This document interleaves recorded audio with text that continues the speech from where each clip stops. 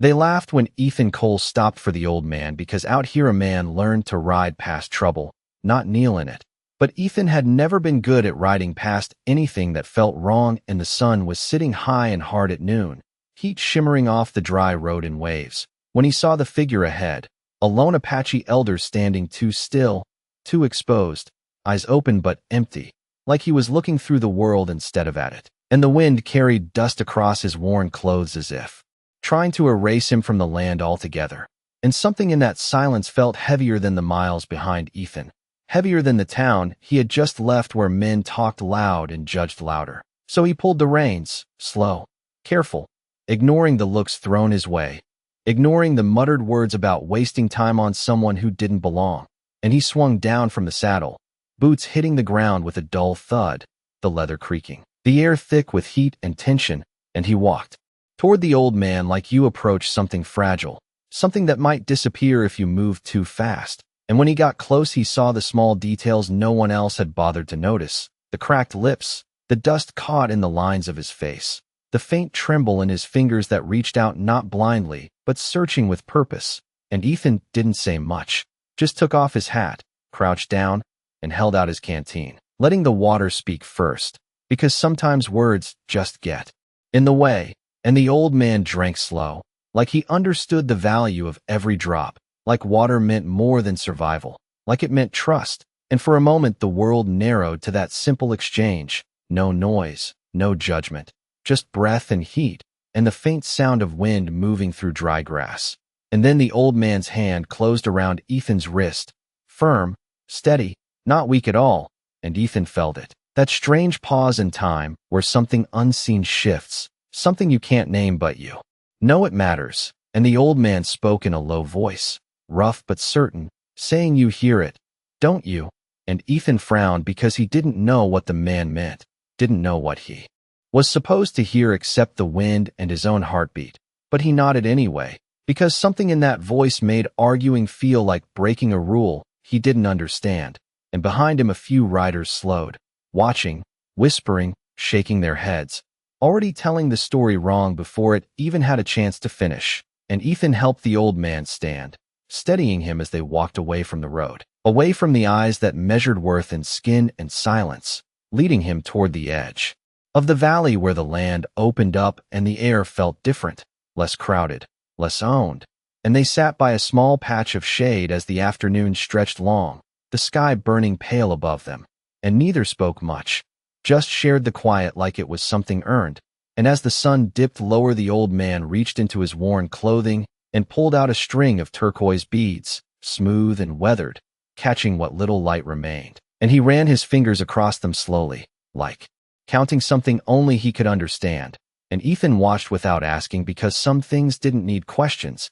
And just before the last light slipped behind the hills, the old man turned his face toward him, those empty eyes suddenly feeling less empty, and said, "Tomorrow they will come."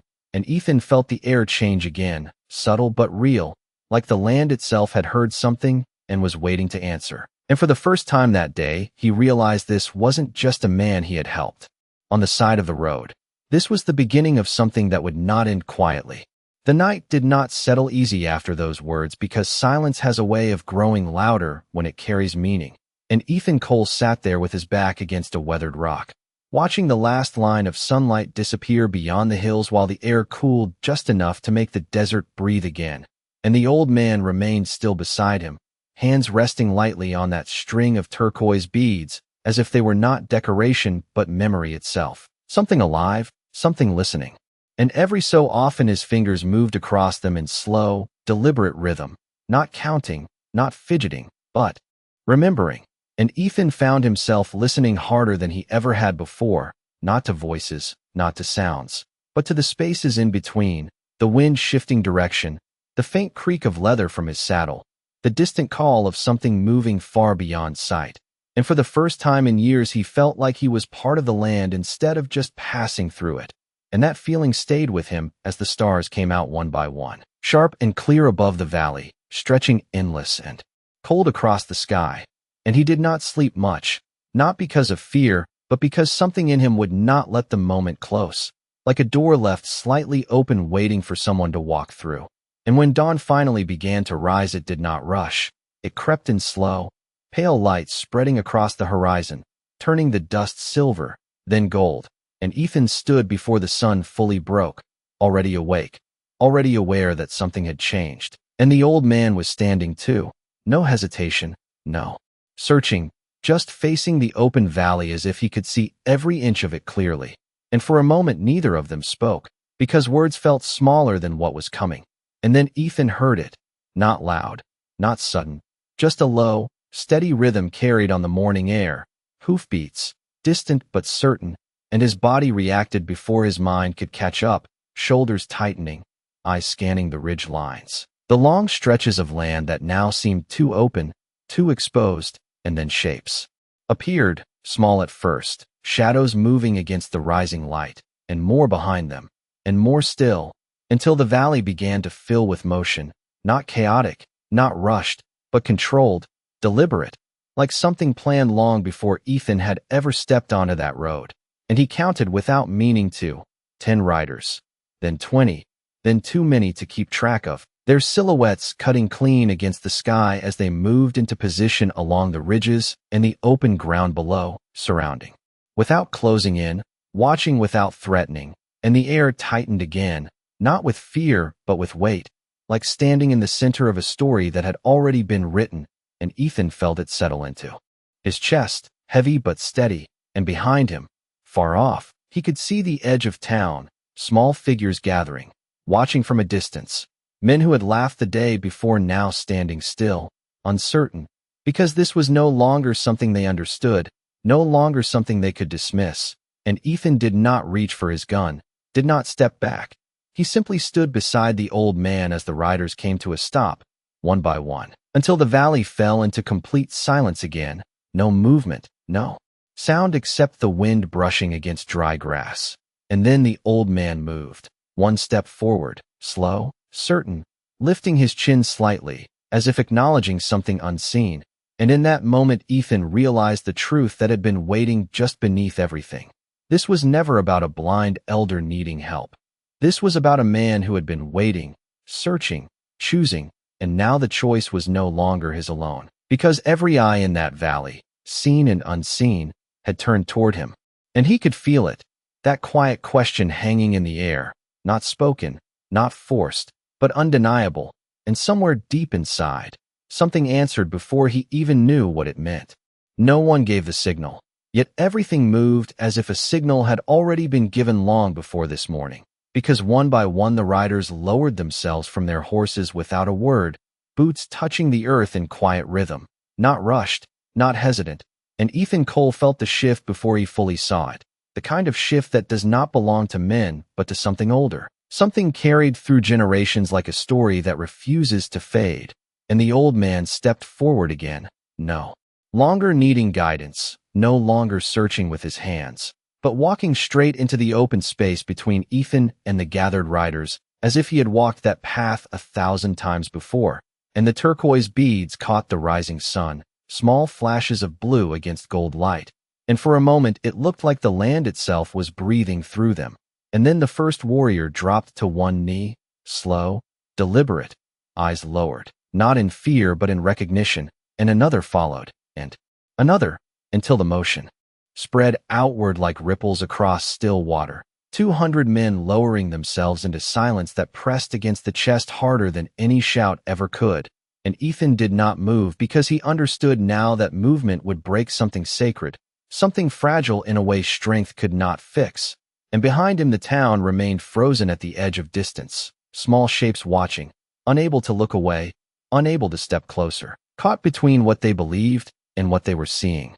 And Ethan could feel their confusion like heat at his back, but it no longer held weight, not here, not in this moment, because everything that mattered stood in front of him. And the old man turned slowly, facing Ethan fully, those once empty eyes now steady and clear in a way that made explanation unnecessary. And when he spoke his voice carried not across distance but through it, quiet yet undeniable, saying you chose without asking what it would cost. And Ethan felt the truth of that settle deep, because he had not asked, had not measured, had not stopped to consider what helping meant beyond the moment itself. and the old man lifted the beads between them, holding them at chest level where the light could touch every worn edge. And Ethan saw then that they were not just beads. They were time. They were memory. They were something passed from hand to hand long before he was born, something that had waited, and the old man stepped closer, close enough that Ethan could hear his breath, steady and calm, and placed the beads into his hands without hesitation. And they felt warm, not from the sun, but from something carried within them, something that did not belong to any one person, and Ethan's fingers closed around them without instruction, without resistance, because somewhere deeper than thought he understood that refusing was no longer an option. And the old man leaned in slightly, voice softer now, saying, "You are seen." And those words did not sound like praise or burden. They sounded like truth, simple and heavy at the same time. And Ethan felt the weight of every eye in the valley settle onto him, not demanding, not judging, just waiting. And he realized that this was the moment everything had been leading toward, not the riders, not the silence, not even the old man, but this choice that had already been made the second he stopped on that road. And now all that remained was to understand what it meant. And as he lifted his gaze toward the horizon where the land stretched endless and unknown, the wind shifted again, carrying something new, something that felt less like a question and more like a path opening where none had been before. The beads did not feel heavy in Ethan Cole's hands, but they changed the way the air moved around him, like the world had shifted its weight just enough for him to notice. And for a long second he stood there without speaking, without moving, letting that quiet settle into his bones while the valley held its breath with him. And the old man stepped back, not leading anymore, not guiding, simply watching as if his part had already been finished long before this morning began. And Ethan looked down at the turquoise stones resting in his palm, each one worn smooth by years he could not measure, edges softened by hands he would never know. And he realized they were not asking him to become something new. They were asking him to understand something that had always been there, something he had carried without naming. And the wind moved again, brushing across his coat, lifting the faint scent of dust and leather and sun-warmed earth. And it felt different now, not empty, not indifferent, but aware, as if the land itself was waiting for him to answer a question it had been asking long before he was born. And he closed his fingers slowly around the beads, not gripping them tight, just holding them steady, and lifted his eyes to the riders still kneeling in silence. 200 men who did not bow to fear, did not bend to power, but had chosen this moment with the same certainty he had chosen to stop on that road. And something in Ethan settled then, not loud, not dramatic, just a quiet line drawn inside him where doubt used to live. And he took one step forward, not toward the town behind him, not toward the past he understood, but toward the open space ahead, toward the unknown that no longer felt like a threat. And the moment his boot touched the ground in front of him, the first rider rose, then another, then the entire line lifting in one slow, unified motion, not following him, not surrounding him, but moving with him, like a current that had found its direction. And Ethan did not look back right away, but he could feel the town behind him, the weight of eyes that had judged him yesterday, now searching for meaning they could not yet grasp. And when he finally turned his head just slightly, he saw them, small against the horizon, men who had laughed, who had warned, who had measured worth by rules that suddenly felt too narrow to hold what they were witnessing.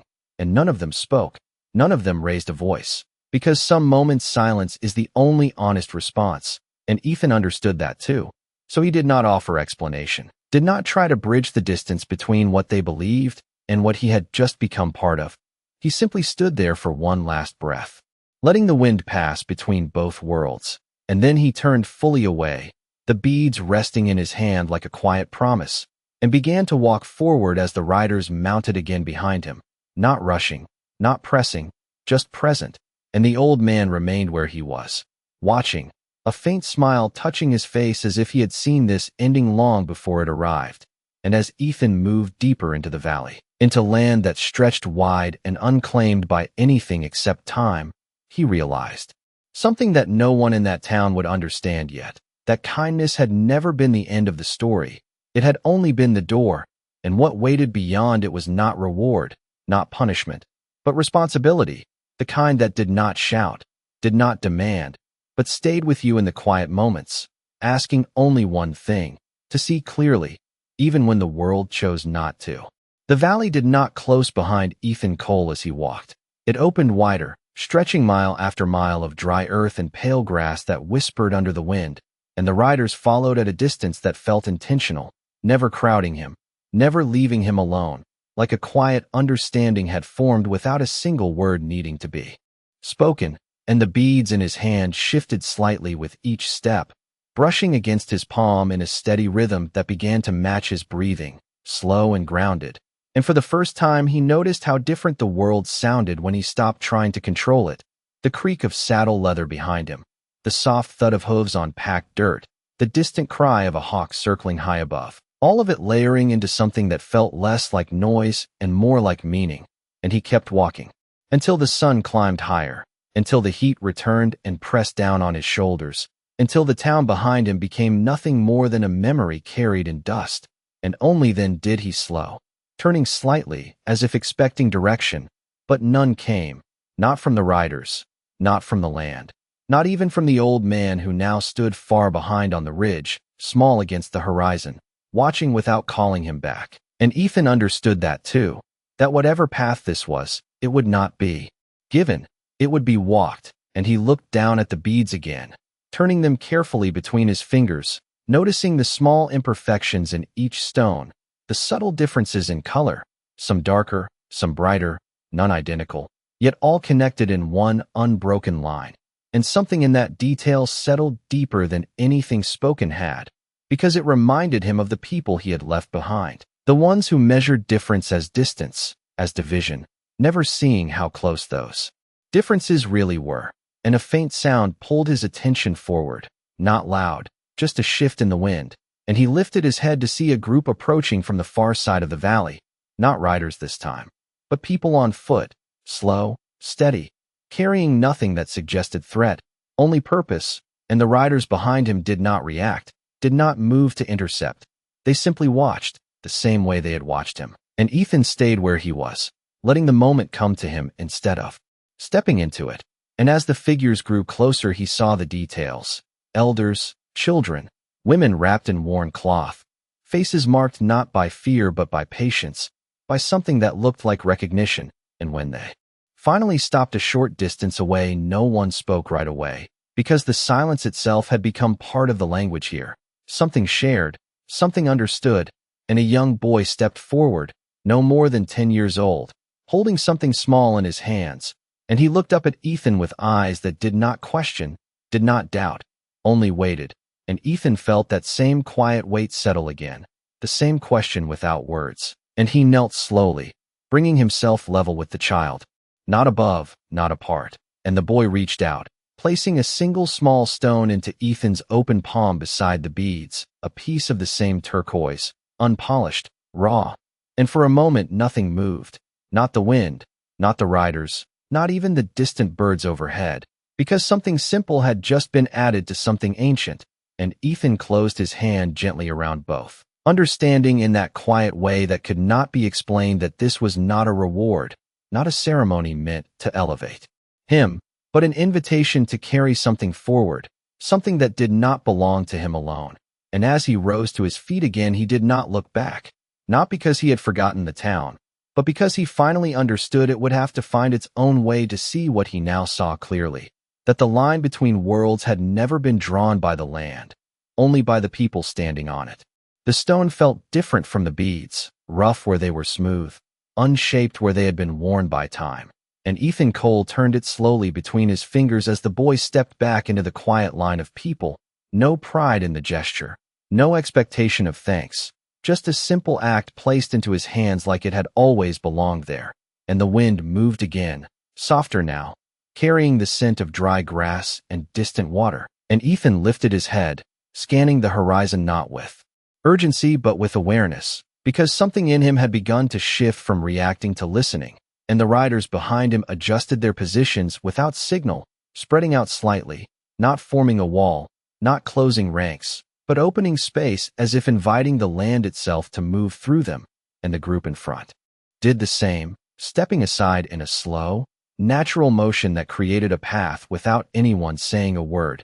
And Ethan understood then that this was not a destination, not a place to stand and be seen. It was movement. It was continuation. And he took a breath that felt deeper than any before it, steady and full, and began to walk again, not because he had been told to, but because stopping no longer made sense. And the ground beneath his boots shifted from packed dust to softer earth, patches of green breaking through where water had once passed. And the sound changed too, quieter, more alive, each step carrying a different tone. And he noticed how the beads and the stone rested together now in his hand, the old and the new, the shaped and the raw, touching but not the same. And he did not try to make them match, did not try to understand their difference beyond what it already showed him. That meaning did not come from being identical. It came from being connected, and ahead the land dipped slightly, a shallow basin where a few trees stood against the open sky, their branches thin but steady, leaves catching the light in small flashes. And as he approached, he saw figures already there, more than before, not gathered in rows or lines, but scattered in a way that felt natural, like they belonged to the ground itself. And some turned as he drew closer, their expressions calm, curious, not measuring him, not testing him, simply seeing him. And that was new, that was different. From the town where every glance carried weight, carried judgment. And Ethan felt that difference settle into him like a quiet kind of relief, not comfort, but clarity. And he slowed near the edge of the basin, letting the moment unfold without stepping too far into it. And a woman near one of the trees looked up, meeting his eyes for a brief second before nodding once. Not greeting, not approval, just acknowledgement. And Ethan returned it without thinking, because something about this place made those small gestures feel enough. And the riders had stopped again behind him, not entering, not pressing forward, just holding position as if this space belonged to something else, something older than their watch. And Ethan stood there with the beads and the stone in his hand, feeling the quiet hum of everything around him, the people, the land, the air itself. And for the first time since this began, he realized there was no moment where someone would step forward and explain it all, no voice that would tell him what came next, because that was never the way of it. And the understanding settled deeper than any words could reach. That being chosen did not come with instructions, it came with presence, with the responsibility to see, to listen, and to walk forward without needing to be told where the path ended. And as the light shifted overhead, casting longer shadows across the basin, Ethan took another step into that space, not as a stranger, not as an outsider, but as someone who had finally begun to understand that the distance between worlds had never been measured in miles, only in whether a man chose to stop, to listen, and to carry what was placed in his hands. The basin held its silence like a living thing, not empty but full in a way that made every movement feel deliberate. And Ethan Cole stood there long enough to understand that nothing here was waiting for him to prove anything, not strength, not courage, not even belonging. And that realization settled deeper than any welcome could have, because for the first time he was not being measured by what he could do, only by what he chose to see. And the beads rested against his palm, while the small, unpolished stone pressed lightly beside them, a quiet contrast that refused to blend yet somehow fit. And he let his hand lower to his side, not hiding them, not displaying them, just carrying them the way a man carries something he intends to keep.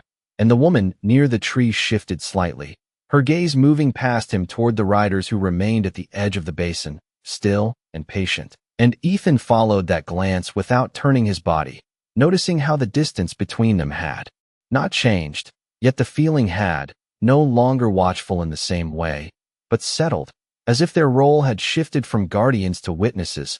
And the wind passed through the branches above, soft but steady, brushing leaves together in a sound that felt almost like speech, not words but rhythm. And Ethan found himself listening again, not expecting meaning, just letting it come if it chose to. And somewhere beyond the basin a low rumble carried through the ground, not thunder, not danger, just the far movement of something large crossing distant land. And no one reacted, no one turned, because here not every sound demanded attention. And that too was something he had not known before.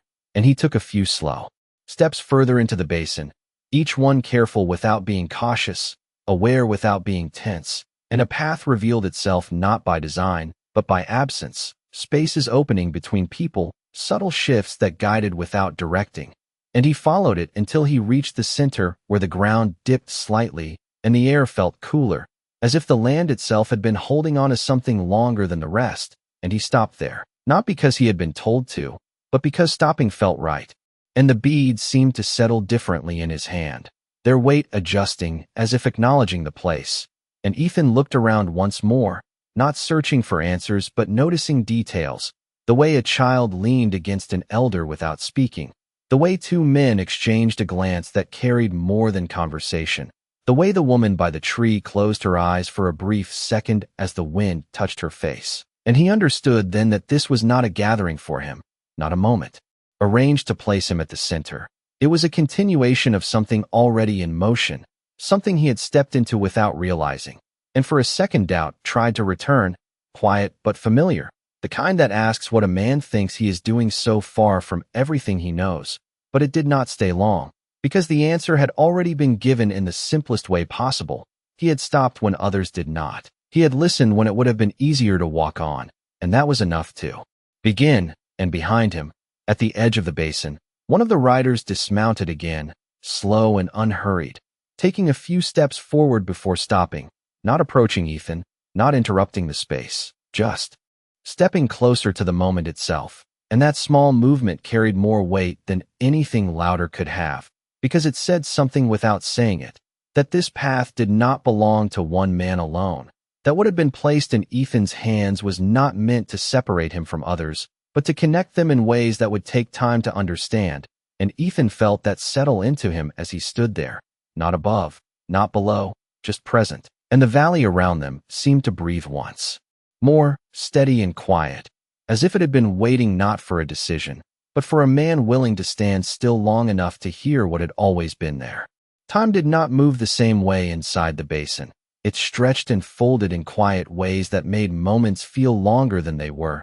And Ethan Cole stood there with the beads and the stone resting in his hand, no longer shifting them, no longer studying them, just holding them as part of himself.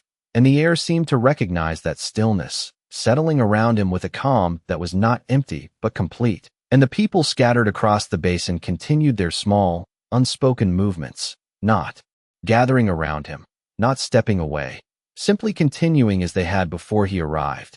And that was when Ethan understood something he had missed before, that nothing here had changed because of him. It had only revealed itself to him. And that difference mattered more than any welcome or recognition, because it meant he was not being placed above anything. He was being allowed to see it. And the wind shifted again, carrying with it a faint scent of water hidden somewhere beyond sight. And Ethan turned slightly, not searching, just noticing. And one of the elders seated near the center lifted his hand briefly, not pointing, not signaling, just acknowledging the direction Ethan had already begun to feel. And that was enough. No instruction needed, no explanation offered.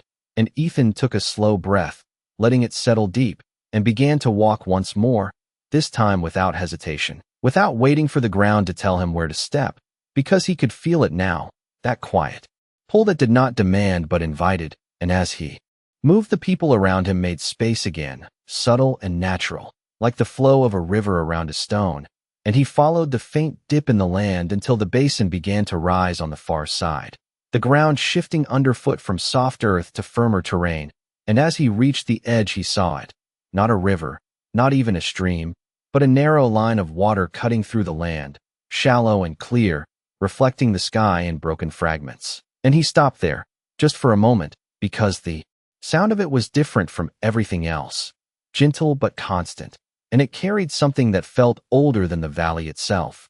And he crouched slightly, lowering his hand until the beads and the stone hovered just above the surface, not touching, not yet. And the reflection shifted, breaking and reforming with the movement of the water. And for a second Ethan saw not just himself, not just the sky above, but something layered beneath, something that did not belong to one moment or one place. And he understood then why the old man had said he could hear it, because it was not sound in the way he had known sound before. It was presence. It was continuity. It was the quiet connection between what had been and what would come after. And he let his fingers relax just enough for the beads to brush the surface lightly, the water rippling outward in small circles that spread and faded without resistance. And he did the same with the stone, letting it touch and lift again, not dropping it, not losing it, just acknowledging it. And as he stood back up, the wind rose slightly, stronger than before, moving through the valley with a steady push that carried dust and light together. And behind him the riders shifted once more, not closing in, not stepping back, just adjusting to the movement like they had done since the beginning. And Ethan turned his head slightly, not fully looking, just enough to feel their presence align with his own. And for the first time since this had begun, he did not feel like he was standing between two worlds. He felt like he was standing within one, a single place shaped by choices, by moments, by the quiet decisions that no one sees, but everyone feels.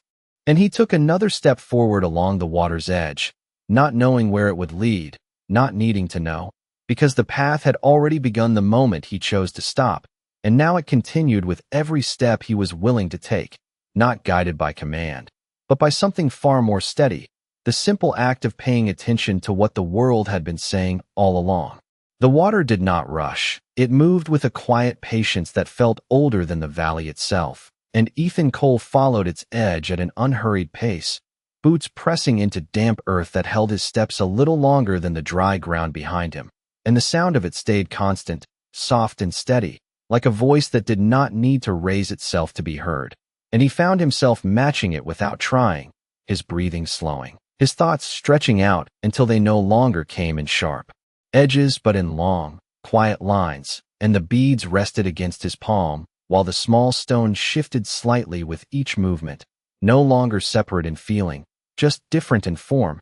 And he turned them once, then let them be, because understanding had begun to replace curiosity, and ahead the narrow line of water curved gently, disappearing behind a low rise where the land dipped again, and Ethan followed without hesitation. Not because he knew what waited there, but because not following no longer made sense, and behind him the riders remained, distant but present, never crowding, never leaving, like a horizon that moved when he moved.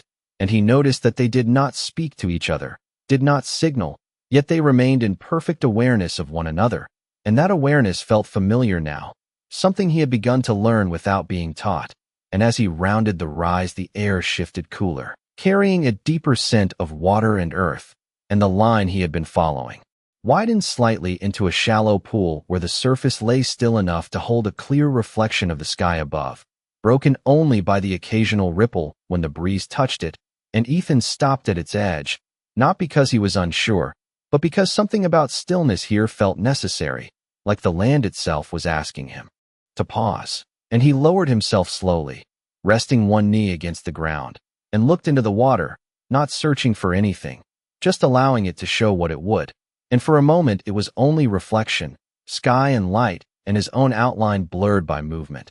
But then the surface settled, the ripples fading until it became almost like glass, and Ethan saw more than just the present moment, not clearly, not in detail, but in feeling, layers of time moving beneath the surface, moments that had passed through this place long before he arrived.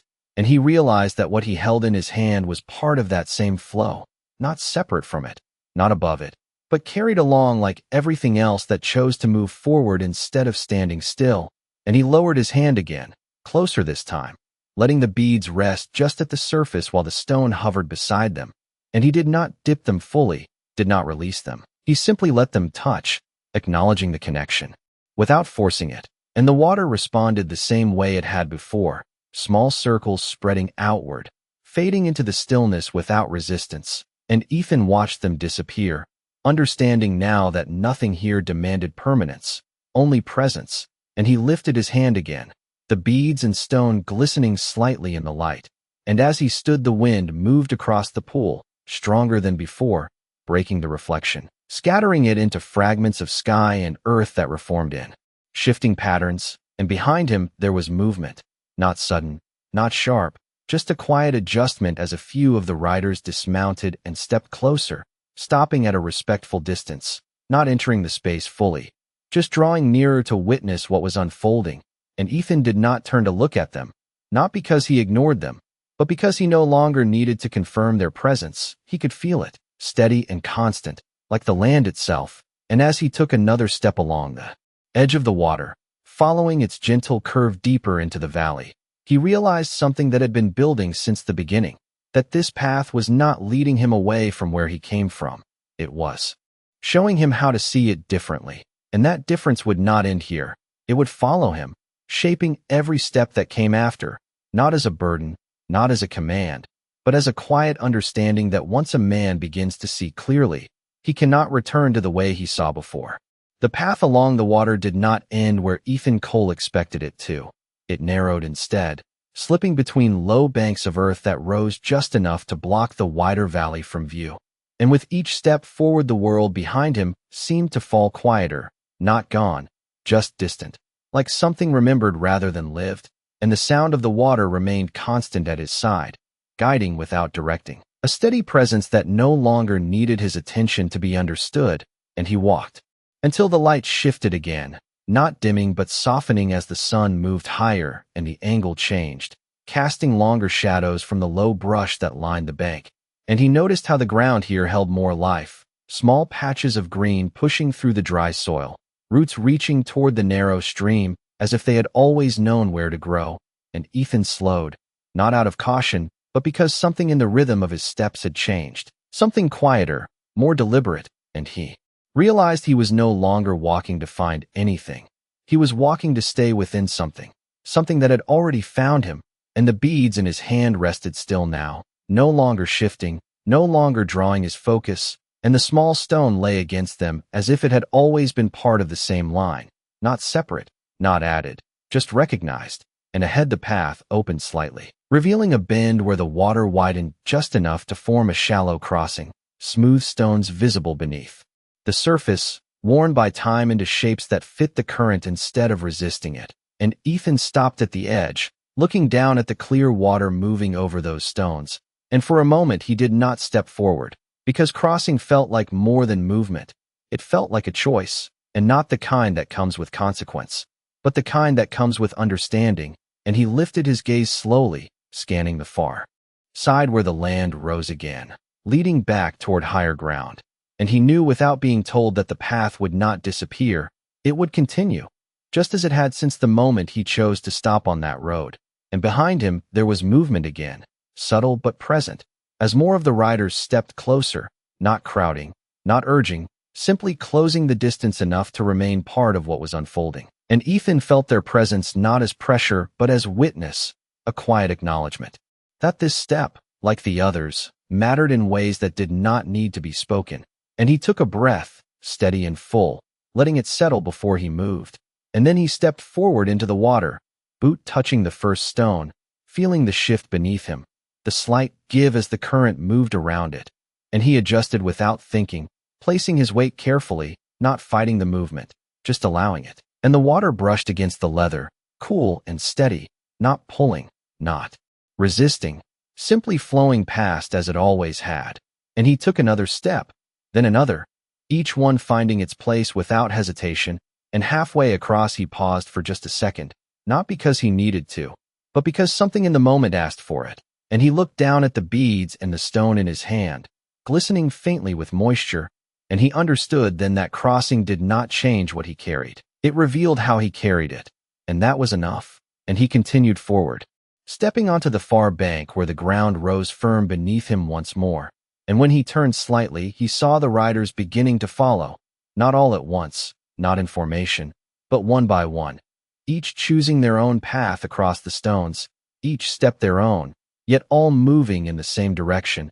And Ethan watched that for a moment, understanding settling deeper than before, that this was never about leading or being followed. It was about moving with something greater than any one man, something that did not need a voice to be heard. And as he turned back toward the path ahead, the wind moved across the higher ground, carrying with it a sense of distance, of places yet unseen. And Ethan stepped forward again, not asking where it would lead, because he already knew the answer was not a place. It was a way of seeing that would follow him long after this valley was behind him. The ground beyond the crossing rose gently, not steep enough to slow a man, but just enough to change the way he carried his weight. And Ethan Cole felt it in his stride as he moved forward, each step settling firmer, more certain, like the land itself was meeting him halfway now instead of testing him, and the sound of water faded behind him, not gone but distant, replaced by the soft whisper of wind brushing over open ground. And he did not turn to look back, because he already understood that. Nothing he had stepped through was lost. It had simply become part of him, carried in the quiet way the beads rested against his palm. The stone pressed lightly beside them, and the rhythm of his breathing matched the space around him, steady and unforced, and ahead the land stretched wider again. The narrow path giving way to open terrain where the horizon felt closer, not because it had moved, but because he saw it differently now, not as an end point, but as something that continued beyond sight. And the riders behind him followed in the same quiet pattern as before, not closing the space too quickly, not falling too far back, each one choosing their distance without needing direction.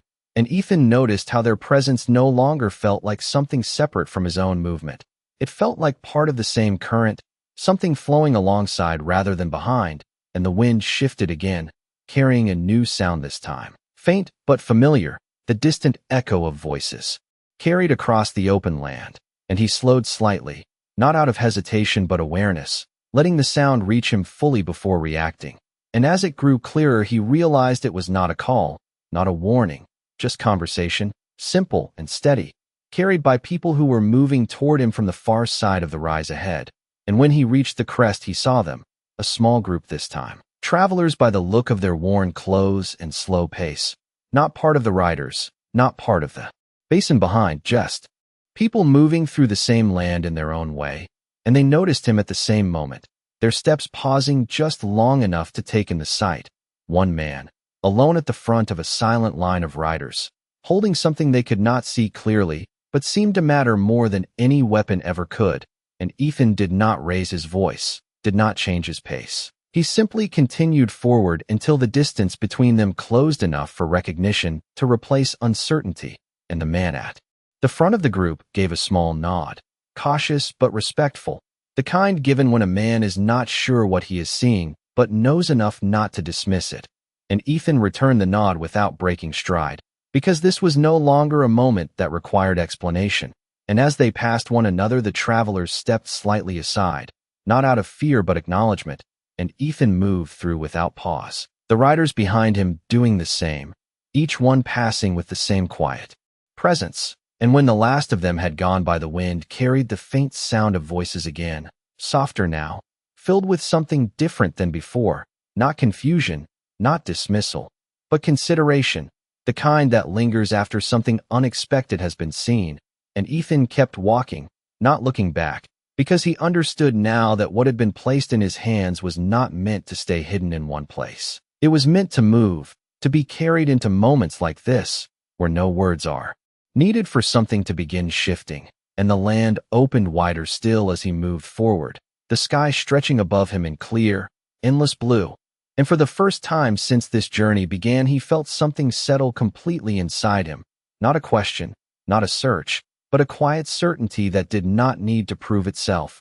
And as the wind moved across the open ground, steady and unbroken, Ethan took another step, then another, each one carrying him further into a path that no longer needed to be explained, only walked. By the time the sun began to lean westward, the land had changed again without announcing it, the open stretch softening into a wide plain where the wind moved slower, carrying warmth instead of dust. And Ethan Cole walked through it with the same steady pace, no longer measuring distance in miles but in moments, each step settling into something quieter inside him, something that no longer needed to question where he was going. And the riders behind him had spread wider now, not forming any shape that could be mistaken for control, just a presence woven into the land itself, visible but not imposing. And Ethan noticed how even their horses moved differently here, calmer, less restless, as if they too recognized something in the ground beneath them. And ahead the horizon revealed a faint outline of structures, small at first, barely more than shadows against the light. And as he moved closer, the shapes became clearer, a settlement, simple buildings spaced wide apart, fences worn by time, a place that looked like many others he had passed before. And yet this time he did not see it the same way, not as a destination or a stop, but as another moment waiting to unfold. and the wind carried the faint sound of daily life toward him, the creak of wood, the distant call of a voice. Ordinary sounds that once blended into the background, now standing out with quiet clarity.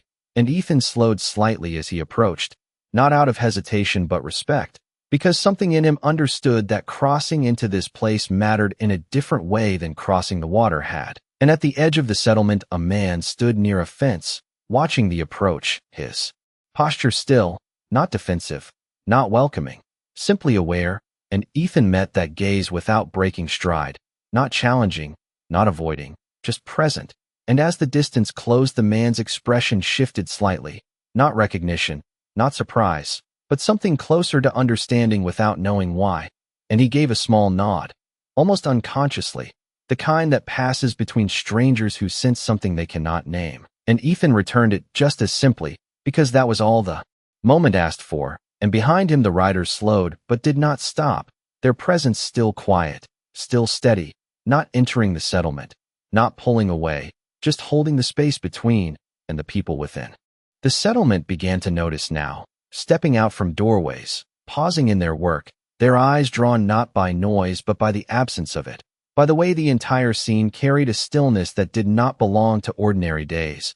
And Ethan continued forward, not toward any one place, not seeking a person or a purpose, just moving through, the beads and the stone resting in his hand like something that did not need to be shown to be felt. And as he passed the first row of buildings, the air shifted again, the scent of dust mixing with wood and distant water, familiar yet changed, and he realized then that nothing he had seen so far was separate from this place. It was all part of the same land, the same story, only viewed from different sides. And a child stepped into the path ahead, pausing with the kind of quiet curiosity that does not yet carry judgment, and Ethan slowed just enough to meet that moment, lowering his hand slightly without thinking, and the child looked not at him, but at what he carried, eyes narrowing slightly as if trying to understand something just out of reach. And for a second the world narrowed again, not to tension, not to expectation, but to possibility. And Ethan felt that same quiet question rise once more, not demanding, not urgent, just present, asking what would be done with what had been given. And as the wind moved softly through the settlement, carrying the sound of distant voices and the creak of old wood, Ethan took one more step forward, knowing without needing to be told that whatever came next would not be decided by the place, but by the way he chose to see it. The child did not reach for the beads, did not ask what they meant, just looked for a moment longer before stepping aside. And Ethan Cole understood that even that small moment carried weight, not because something had happened, but because something had not been forced. And he continued forward through the settlement with the same steady pace, the same quiet presence that had followed him since the valley, and the people watched without speaking, not gathering, not turning away, simply observing in that still way that comes when something unfamiliar feels important, but cannot yet be explained. And the wind moved softly between the buildings, carrying dust and the faint scent of wood and water, and Ethan noticed how the space felt different from when he had left it, not because the place had changed, but because he had, and that difference shaped everything he saw, the worn fence posts, the open doorways, the faces that once would have measured him now simply taking him in without judgment. And he walked until he reached the far edge of the settlement, where the land opened again, the same wide stretch of earth meeting the horizon. And he stopped there, not because he needed to rest, but because something in the moment asked him to. And he turned slightly, looking back just enough to see the people behind him, still watching, still quiet, and beyond them, at the edge where the land met the sky, the riders remained, distant but present, no longer separate from the moment, but not part of the settlement either, just there, like they had always been. And Ethan lowered his gaze to his hand, the beads and the stone resting together, unchanged yet no longer the same as when they had first been placed there. And he held them for a second longer before shifting his grip, not releasing them, not hiding them, simply adjusting. And in that small movement there was a choice, not spoken, not announced, but clear, and he stepped forward again, not back toward the valley, not deeper into the settlement, but along the line where both met, where neither side claimed more than the other. And the wind followed him there, steady and unbroken, and behind him the silence held, not empty, but full of something that would take time to understand, and Ethan did not look back again.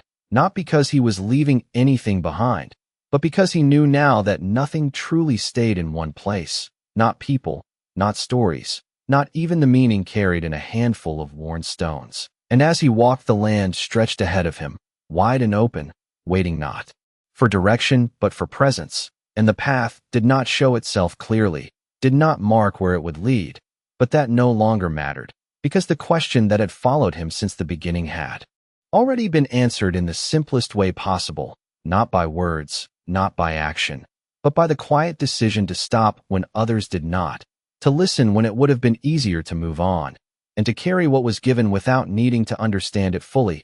And somewhere behind him, unseen but certain, the riders would turn away, the valley would return to its silence, and the settlement would begin to speak again. But something would remain, something that could not be undone, a shift too small to name but too real to ignore. And Ethan Cole walked forward into that same wind, the beads and the stone resting steady in his hand, knowing that out here, justice did not come loud. It did not demand to be seen. It moved quietly, carried by those willing to see clearly, and left behind not answers, but understanding.